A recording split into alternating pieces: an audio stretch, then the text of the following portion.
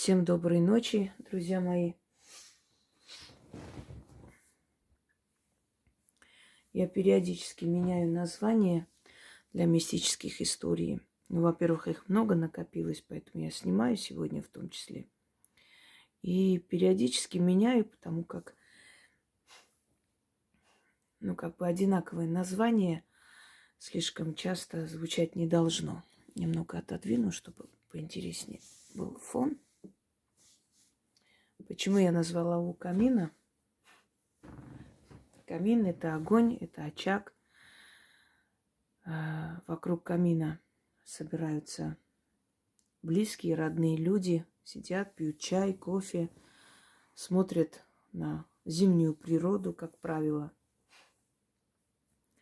И вспомните в детстве, если мы жили в деревнях, печка трещала или тот же камин. На улице зима, ночь. И о чем мы говорили? Рассказывали страшные истории. Человек так устроен, он любит сидеть в тепле, с чашкой чая, в защищенности и рассказывать или смотреть какие-нибудь ужастики. Наша психика так устроена, что, знаете, в древние времена патриции Рима говорили друг другу, советовали: если хочешь, чтобы женщина тебе отдалась, отведи ее на гладиаторские бои. То есть, глядя на эту кровь, этот ужас, у нее просыпается внутренняя страсть и какое-то удовольствие. Она готова побыть с тобой после. Почему так происходит? Вот, например, многие женщины терпят... Ой, телефон упал. Терпят побои, издевательства и остаются. И говорят: вот, все-таки люблю и прочее. Оказывается, что точка, отвечающая за боль в мозгу человека и за удовольствие, они расположены рядом. Поэтому, нажимая на боль, ты нажимаешь, по сути, еще и на точку удовольствия. И вот боль, страх, ужас, они расположены, эти точки, рядом. Поэтому, когда мы слушаем мистические истории, смотрим какие-то страшульки, у нас начинается внутреннее удовольствие, удовлетворение от того, что мы в тепле, в защищенности, у нас все хорошо, а где-то там что-то страшное происходит, но это не с нами. Быть может, человек больше ценит свою жизнь, свою безопасность. Правильно? Мы обычно, когда по этим лестницам уже сколько раз сегодня кто-то поднимается. Мы обычно, когда сравниваем с жизнью других, с тяжелой жизнью, тяжелой судьбой, мы ценим свою жизнь и судьбу больше, потому что мы понимаем, что у нас этого нет. Что у нас, в принципе, все хорошо. Меня раздражают уже эти шаги по дому. Я на днях кое-кого снимала с человека, если можно так сказать. Я подозреваю, что он где-то здесь. Ну ладно, я его потом выгоню сейчас. Не страшно. И сейчас мы будем у камина, сидя, говорить о мистике. Я буду читать мистические истории наших зрителей, объяснять, почему, к чему это пришло в их жизнь. И, быть может, у кого-то есть похожая ситуация или не похожая, можете поделиться. Но пишем Яне в будние дни до 10 вечера. Еще раз напоминаю. Поехали. Здравствуйте, уважаемые Яна и Инга. Если можно, может быть, Инга сможет прояснить, что это значило. Так. Я не знаю, как это назвать. Это было происшествие с нашей соседкой. Пожилая женщина, жила одна, болела и угасала. У нее 2 детей. Дочь живет в этом же поселении недалеко, а сын за 250 километров. Дочь за матерью не ухаживала, не приходила.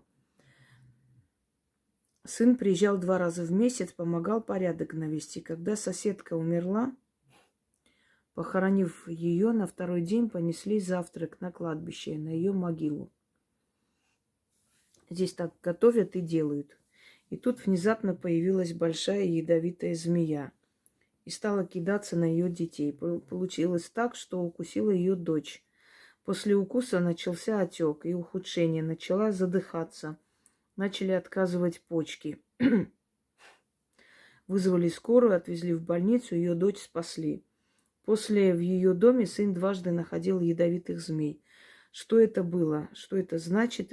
Пожалуйста, проясните. Дело в том, что мертвые могут использовать, они могут использовать энергию живых существ, кошек, собак, птиц, и с помощью них явиться к живым и показать свое негодование или симпатию, или наоборот. Был такой случай, когда погиб молодой парень. Он такой зажигательный, то есть выходец из Северного Кавказа, все время танцевал лезгинку, все время такой весь энергичный. И он погиб. И на 40 дней сидели помянуть, и вдруг влетает в комнату, где они сидят, птица. И начинает кружиться бешено. Значит, летать, делает какие-то выкрутасы. И один из них говорит, такое ощущение, что это он пришел. Смотрите, как похоже на его вот это вот лезгинку, на его вот этот зажигательный танец. И все обомлели.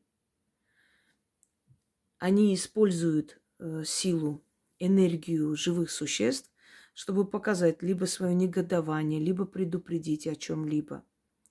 Почему змея кидалась на ее детей? Конечно, есть люди, которые иногда заслуживают вот эту смерть в одиночестве, чтобы стакан воды некому было подать. Потому что когда этим детям нужна защита, быть может, мать, например, предпочитала защищать своего алкоголика мужа, а не детей. Поэтому судить детей, знаете, иногда там, ой, бедный старик, а дети не помогают. А что этот бедный старик вытворял в свое время, никто не помнит. Может быть так, а быть может, просто дети сами по себе такие, и как бы не было внимания к матери. Когда после похорон они пошли туда, вот почему на дочь кинулась змея, а не на сына, потому что сын приходил и ухаживал за ней, помогал ей более-менее как мог. А дочь, которая жила рядом, не заходила. Ну, согласитесь, даже если, скажем, никчемный родитель, но умирает, мне кажется, что дети не должны так поступить. Она просто выгнала ее из своей могилы. Не хотела ее видеть. Ей было неприятно ее притворство. Ей было неприятно, что она пришла только тогда, когда ее не стало. И ее душа, используя энергию змеи, силу змеи, напала на нее. Отомстила, то есть сделала больно. Точно так же, как ей было больно от осознания того, что она умирает, а ее ребенок рядом не приходит даже смотреть, что там с ней происходит. Душа, мертвая сила, может использовать любое животное, либо энергию птиц, зверей, для того, чтобы прийти и показать свою волю. Я вам говорила о том, что часто бывает, что, например, люди, которые поздно возвращались, особенно в 90-е, в то время бандитизма и прочее, сейчас уже такого нет, сейчас довозят эти автобусы сменные, все есть. Редко сейчас приходится человеку. В конце концов, он может такси вызвать. Это доступно и как бы и безопасно. Но в то время этого не было, и Люди возвращались поздно с смены. И зачастую они видели, как какая-то большая собака сопровождает всю дорогу за ними, с ними идет до дома, а потом уходит куда-то. И потом, когда искали эту собаку, чтобы как бы покормить, может, забрать, пристроить, так и не могли найти.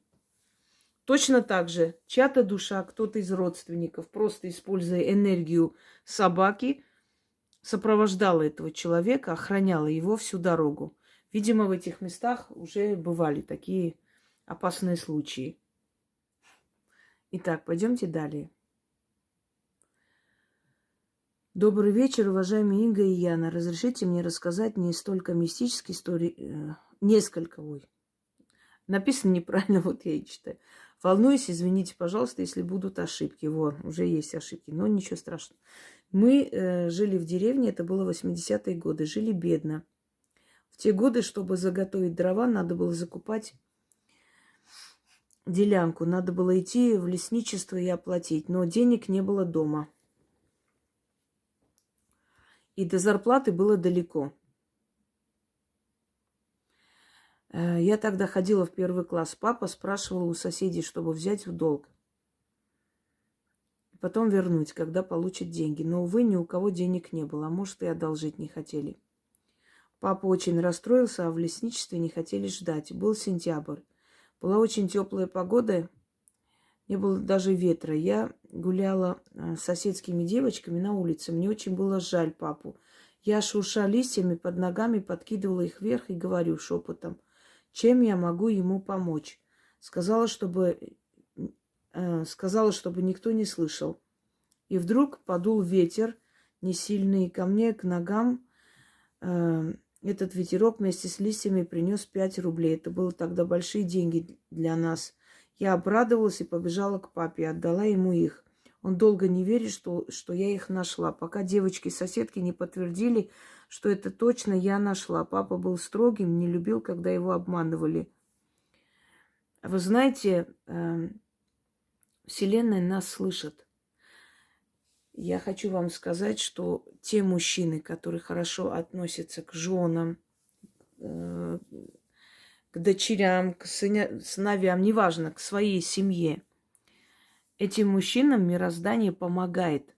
Вот смотрите, удачливые мужчины – это те, кто любит, уважает свою жену.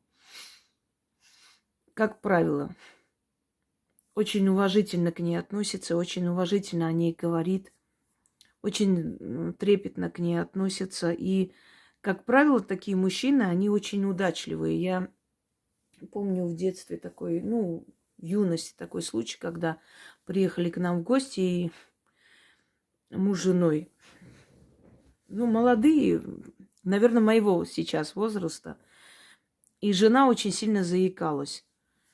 И он с такой нежностью все время ее обнимал, целовал, когда она переживала, волновалась, и у нее начиналось сильное заикание. Он просто ее успокаивал, так, знаете, ненавязчиво. И она успокаивалась и начинала говорить лучше. И мне вот это запомнилось, что человек с таким уважением, трепетом относился к ней, что, понимая ее недуг, тут же кидался ей помогать. И очень удачливый человек, очень в жизни, то есть многого добился. Потому что когда в семье мир, когда в семье любовь, то эта энергия притягивает и достаток, и нужных людей, нужные знакомства. И человек всего добивается. Вы очень хотели помочь своему папе, который был хороший человек. То есть, если бы он был плохим человеком, да, то есть ему никак ниоткуда не пришла бы помощь. Но настолько вы хотели ему помочь, потому что вы видели, что он для вас старается, что Вселенная вас услышала. Так что ничего удивительного. Эти деньги просто могли найти другие люди.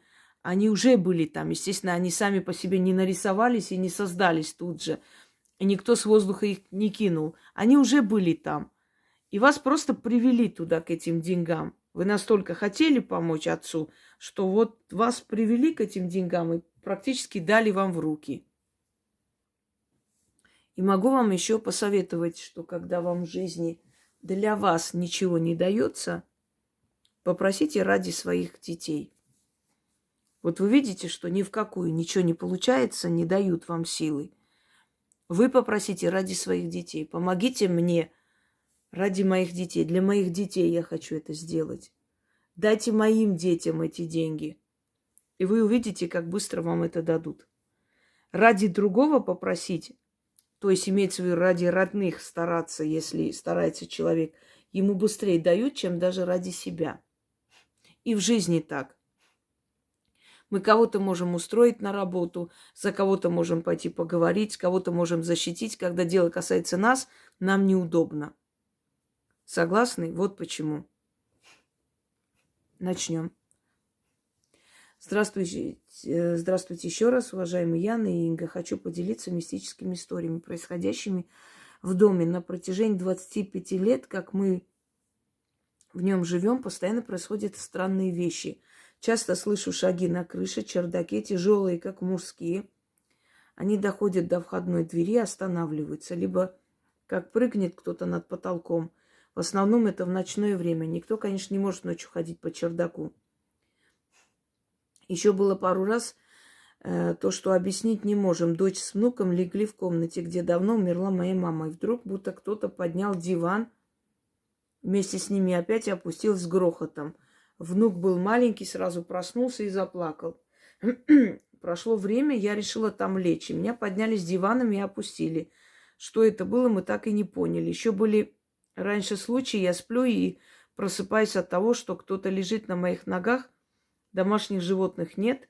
Как-то я проснулась посреди ночи и вижу, рядом лежит мужской силуэт. Я соскочила, спала с телевизором, потом был раз как-то пробежал по постели. И в заключение хочу рассказать происшедшем после ритуала. Продаю дом, 3-й год, решила сделать ритуал совет с того света, безмолвная магия. И мысленно задаю вопрос: папа, что или кто мешает мне продать дом?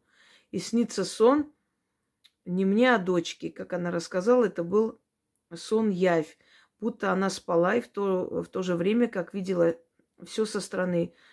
Словно мы все лежим в комнате, а на кухне шаги, грохот, и тут шаги идут к нам. И дочь видит, как она лежит. Я сижу у нее в ногах, и за моим плечом сидит Яхве, один в один, как был у нас, у вас в заставке ролика, и ухмыляется. И во сне дочь понимает, что это он или некая сущность мешает нам в продаже.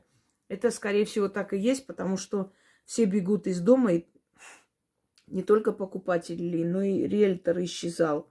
Конечно, делала чистки дома, изгнать дух захмат, продажу и так далее.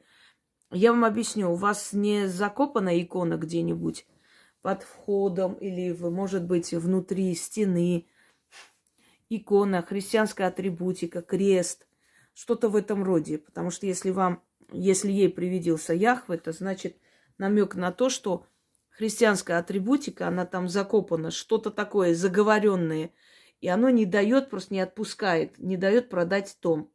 Что касается того, что шаги вы слышите, кто-то прыгает, бегает, это домовой. Это ваш дух дома, но он к вам плохо относится, он вас не любит. Вам нужно задобрить этого домового для начала, подружиться с ним, а после уже попытаться продать дом. Подружитесь с домовым, принесите ему подношение, сделайте ему, пусть на чердаке какую-нибудь, отнесите там какую-нибудь коробочку, не знаю, плетенку, положите туда сладости, налейте молока. Сначала подружитесь с домовым, потому что если домовой к вам хорошо относится, он может исполнить вашу просьбу.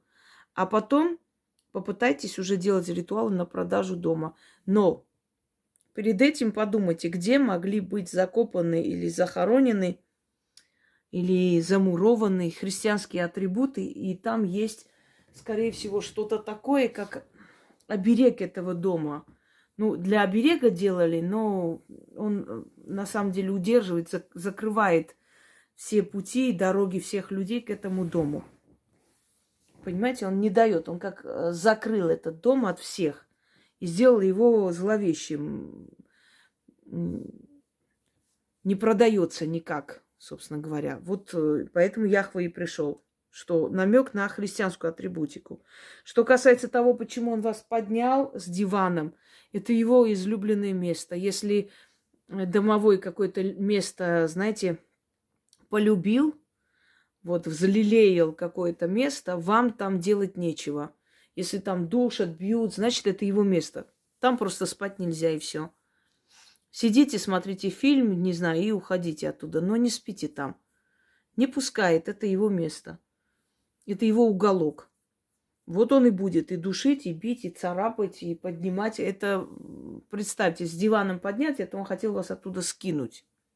Вот как мы навязчивую там кошку, да, скидываем, выкидываем, поднимаем, чтобы она убежала оттуда. Вот то же самое с вами. Подружитесь со своим домом. Вы не любите этот дом, а этот дом не любит вас. А жить на месте, то есть в том доме, где вам неуютно, некомфортно, где вас не любят, где вы не любите, там и достатка ничего не будет.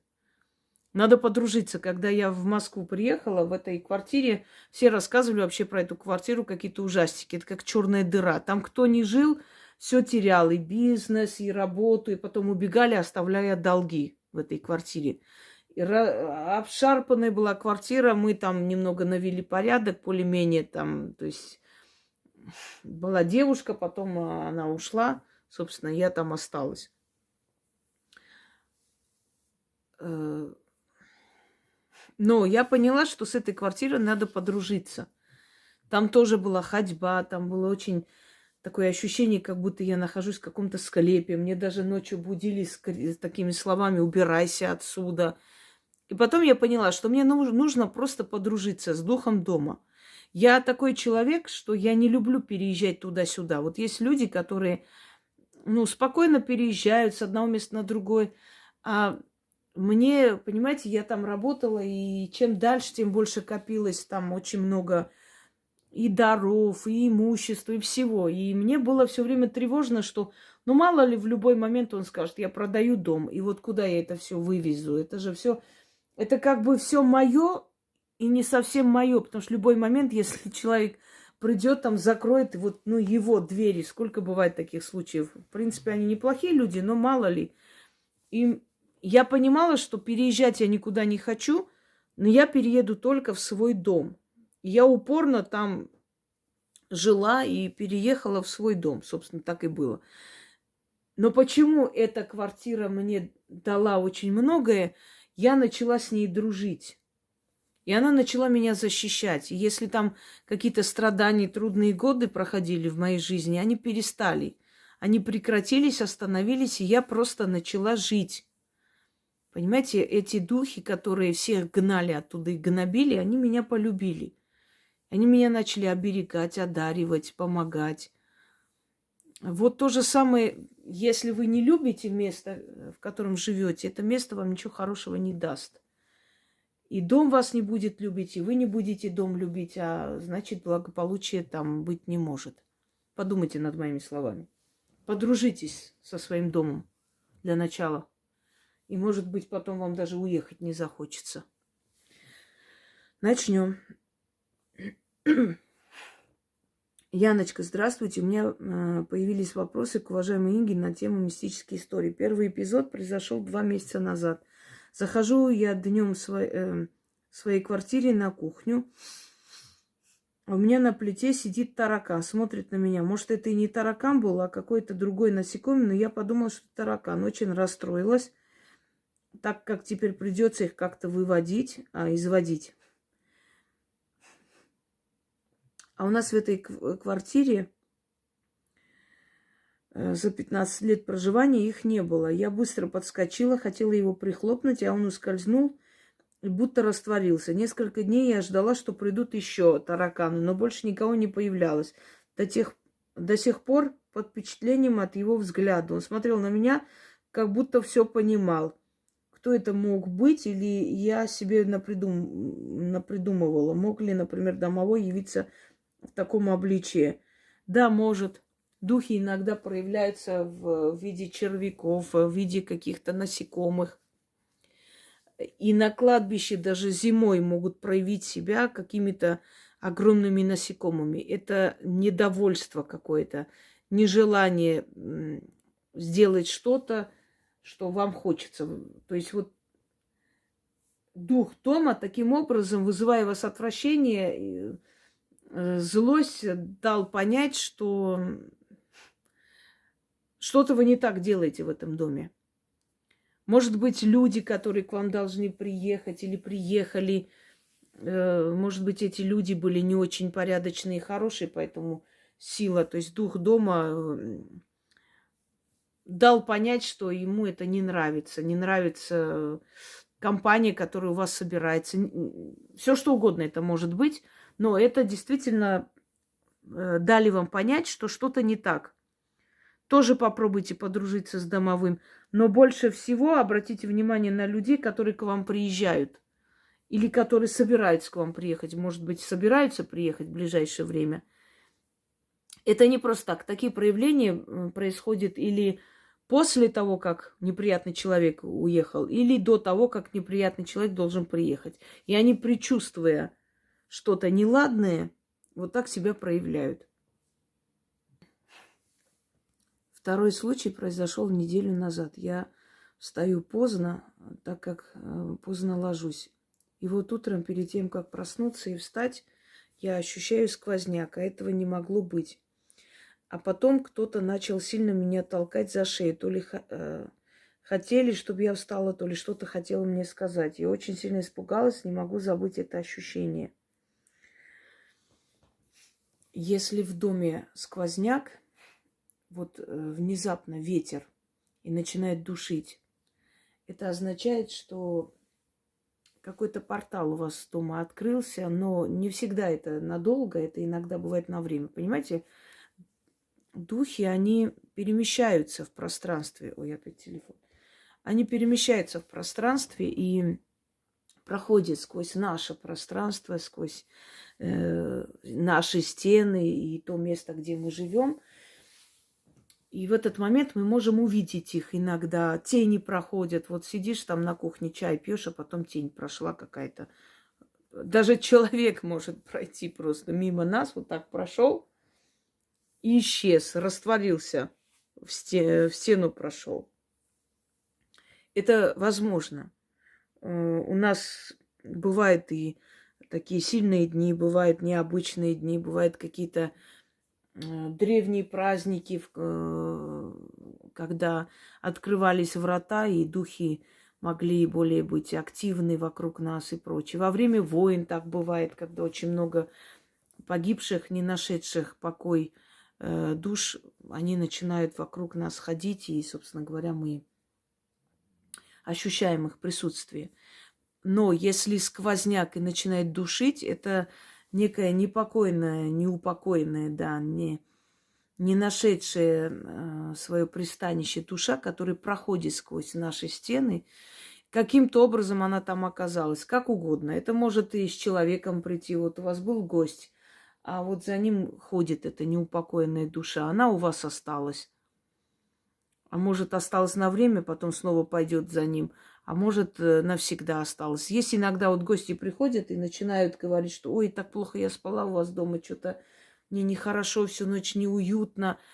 Это он просто первый раз ощутил ту самую душу, которая привязалась к нему и ходит за ним по пятам. А потом эта душа может остаться в вашем доме. Или какой-то портал открывается, или вы какую-то ошибку допустили и дали возможность этим неупокоенным душам собраться в вашем доме хоть на время даже. Начинает душить, толкать, щипать, да, начинается сонный паралич. Но, как правило, если это сквозняк именно, вот если ночью внезапно просыпаетесь, когда воздуха не хватает, кто-то душит вас, и вы не можете рот открыть, говорить, парализует. Это одно. А когда именно сквозняк, ветерок, это, как правило, мертвец, мертвая душа, которая нападает. Нападает для того, чтобы забрать как можно больше энергии страха у вас и забирает. Потому что это ужас, страх, вы не можете ничего сделать, вы не можете даже глаза открыть иногда. Вот вы понимаете, что вас мучают, но вы не можете открыть глаза. Надо вам чистку дома провести в таком случае. Он может один раз так сделать, а может периодически повторить, может и агрессивность проявить. Понимаете? Далее. Так. О разговорах на посиделках с котом-бегемотом. Здравствуйте, уважаемая Яна. Здравствуйте, уважаемая Инга. Как-то в детстве с подружками заигралась в прятки. До темноты на улице игра проходила у подъезда многоэтажного дома. Нужно было спрятаться и потом бегом опередить ведущего и коснуться двери подъезда. Произошло как-то так. Ведущая девочка и несколько игроков бежали к подъезду. И в этот момент к соседнему подъезду подошел мужчина в черном плаще и шляпе и зашел. Мы в этот момент остановились как вкопанные, причем в таких позах на бегу, в которых устоять невозможно. Должны были упасть. Так и стояли. Пока этот человек не вышел из него, мне было 10. Но событие это вырезалось в память. Объяснений до сих пор не нахожу. Объясните, пожалуйста, что это такое было. Спасибо вам за лекции и так далее. Объясняем. Вот смотрите, когда вы попадаете в параллельное измерение, там время протекает совершенно по-другому. И вы смотрите вокруг себя, и ощущение, как замедленная съемка, понимаете, кинопленка, вот так замедленно, все замедленно. У нас хотя бы раз в жизни такое было. Когда ощущение, что ты сидишь за рулем, а едешь едешь обратно, то есть наоборот, назад. И у тебя просто холодеет кровь от страха, что ты сейчас кого-то заденешь или задавишь или что-нибудь еще. Но на самом деле ты стоишь на месте, а там светофор. Но тебе кажется, что тебя ведут назад. Ты назад откачиваешься, уходишь. Это первый момент. Бывает иногда, что человек вышел на улицу, ему показалось, что местность совершенно незнакома. Вот он вышел со двора своего, как обычно, смотрит, а там какие-то другие дома. Это доли секунды. Но ощущение, как будто целый час смотрел на все эти преломления временные, хрономиражи их называют. То есть наше пространство запоминает, что у нас было вокруг, то до того, как мы там жили, и эту картину сохраняет в памяти, а потом в какой-то момент мы это видим. Далее вы ходите с остановки, смотрите вокруг, и такое чувство, как будто люди медленно передвигаются, все вот замедленная съемка, как в аквариуме, ничего не понятно, все какие-то шумы, пару секунд, а потом вы очнулись, поняли, что все хорошо и нормально. И когда это происходит? Когда человек перемещается вот в это ощущение между жизнью и смертью, между навью и явью, вот это пограничное состояние, когда он перевозбужден, когда он в горе или в радости, когда он играет. Ведь вы же играли, бегали, прыгали, чтобы успеть, кто там добежит. Это же как бы игра на перегонки, и кто не успеет, тот проиграл. Это вот время, когда вы в перевозбужденном состоянии таком, и в это время вы можете видеть потусторонний мир. Не всегда, конечно, но зачастую так бывает.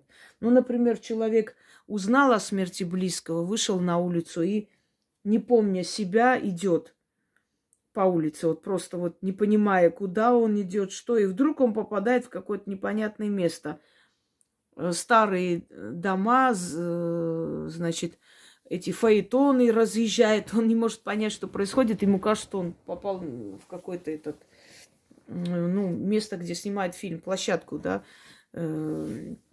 киноплощадку, а потом это исчезает, тут же машины появляются, люди в современных одеждах. Вы игрались, у вас было перевозбужденное состояние, и в этот момент, когда вот всплеск эмоций и все такое, вы четко увидели духа, который прошелся, и вот этот шлейф энергии, вот этот вот фон энергетический, который за ним шел, он вас просто как волной задело. И время пошло по-другому. Вы поэтому и застряли в этих позах, потому что время вы переместились в другое измерение, находясь в этом мире. Он просто как бы заморозил это время, понимаете, парализовал этот момент. Вот как «остановись в мгновение, ты прекрасна». Это не просто так сказано. Это мгновение остановилось. Время протекает по-другому рядом с духами. Совершенно по-другому. Именно поэтому люди, например, которые вот шагнули внезапно на трассу, вот проходя, да, шагнули и смотрят. У меня было такое, я смотрю смерти в глаза просто. Едет электричка, просто летит, я стою, и меня парализовало. Вот так люди и гибнут.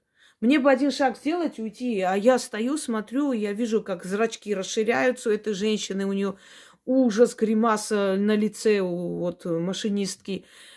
А я не могу никуда двигаться, я как будто меня парализовало, прям вкопанная стою, и я чувствую, как просто вот рука мужская такая мощная, сильная рука вот так схватила меня за шиворот и оттащила просто. И вот сантиметр этот проехал трамвай, задел куртку, он прям черная была, ну просто куртку и все.